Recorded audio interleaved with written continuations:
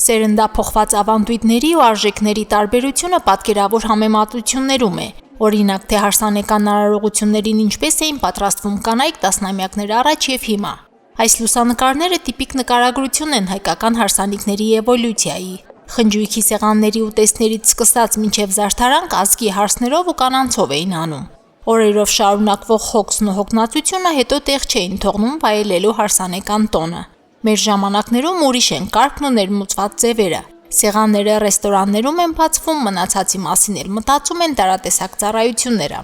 Տպավորվեցին նկարները, մանավանդ հարսանիքի ժամանակվա նկարները, անցյալն ու ներկան խառնվել էին իրար։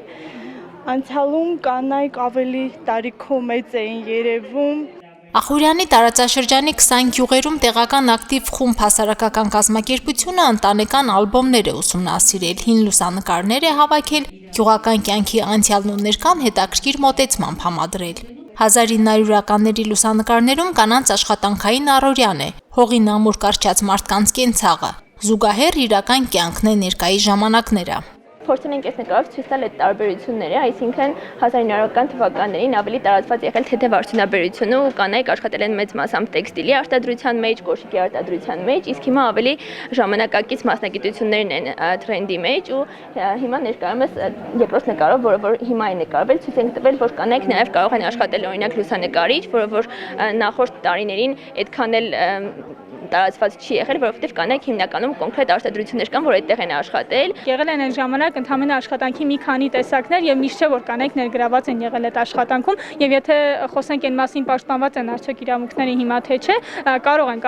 ասել որ կանայք նախ հիմա տեր են իրենց իրավունքներին եւ հիմա մենք շատ տարբեր ոլորտներում կանանց ներգրավվածությունը տղամարդկանց հետ հավասարապես տեսնում ենք եւ սա թերևս այդ էվոլյուցիայի այսպես գերագույն կետն ենք մենք համարում։ Ժամանակներ էին, երբ կանայք աշխատում էին հիմնականում թեթև արդյունաբերության ոլորտում, մնացածում կամ չէին գտնում, կամ մերժում էին ստանում։ Հիմա մասնագիտության ընտրության իրավունքի սահմանափակում չկա նաև խտրական մոտեցում քաղաքականությունում, թե բիզնեսում լինելու հարցում։ Հիմա, որ համեմատում ենք ժամանակաշրջանները, տեսնում ենք բազմաթիվ կանանց,